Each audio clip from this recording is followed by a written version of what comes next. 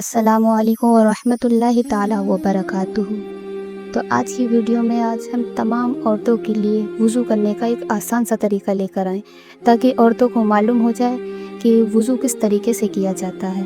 تو اب ہمیں سب سے پہلے معلوم ہونا چاہیے کہ وضو کرنا کیا ہے۔ وضو کرنا ایک عبادت ہے، اور عبادت اگر صحیح طریقے سے ہوگی تبھی اس کا ثواب ملے گا، اگر صحیح نہیں ہوگی تو اس کا کوئی اجر نہیں ملے گا۔ تو وضو کرنے سے پہلے ہمیں سب سے پہلے دل میں ارادہ کرنا چاہیے کہ ہم وضو کرنا چاہ رہے ہیں۔ تو جب ارادہ ہوگا تبھی وضو ہوگا، جب ارادہ نہیں ہوگا تو وضو نہیں ہوگا۔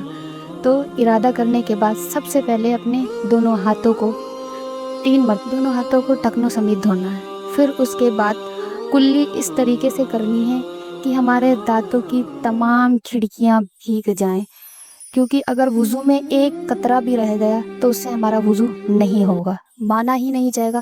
جب وضو نہیں ہوگا تو نماز بھی نہیں ہوگی، جب نماز نہیں ہوگی تو کوئی فائدہ نہیں ہے وضو کرنے کا بھی، نماز پڑھنے کا بھی۔ تو کلی اس طریقے سے کریں گے کہ ہم اپنے دانتوں کی تمام کھڑکیاں پانی سے بھیگ جائیں۔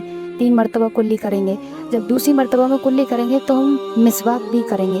جب مسواک کریں گے، اگر مسواک پاس نہ ہو تو اپنی شہادت والی انگلی سے اپنے دانتوں کو صاف کر سکتے ہیں۔ پھر اس کے بعد سیدھے ہاتھ سے اپنی ناک پر پانی چڑھائیں گے۔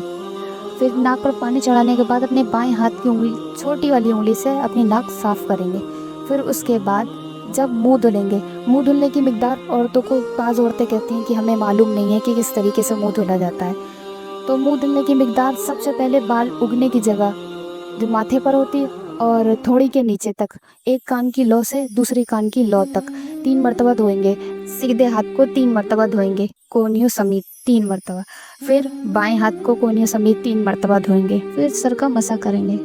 اس سر کے مسح میں بہت عورتیں ایسی ہوتی ہیں کہ پورے سر کا مسح کر لیتی ہیں، کچھ عورتیں آدھے سر کا مسح کرتی ہیں، کچھ عورتیں ایسے ہی کر لیتی ہیں۔ پر سر کے مسح میں کافی زیادہ مسئلے ہیں، جس میں سے میں آپ مختصر بتا رہی ہوں۔ سر کا مسح صرف اور صرف چوتھائی سر کا مسح ہونا چاہیے۔ سر کا مسح جب کریں گے ہم، چھوٹی والی انگلی، اس کے برابر والی انگلی اور بیچ والی انگلی، ان تینوں انگلیوں کو دونوں ہاتھوں کی ملا لیں گے۔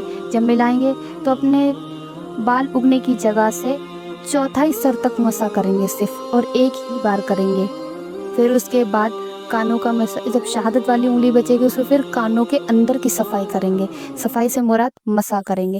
پھر اس کے بعد کانوں کے باہر انگوٹھے سے مسح کریں گے۔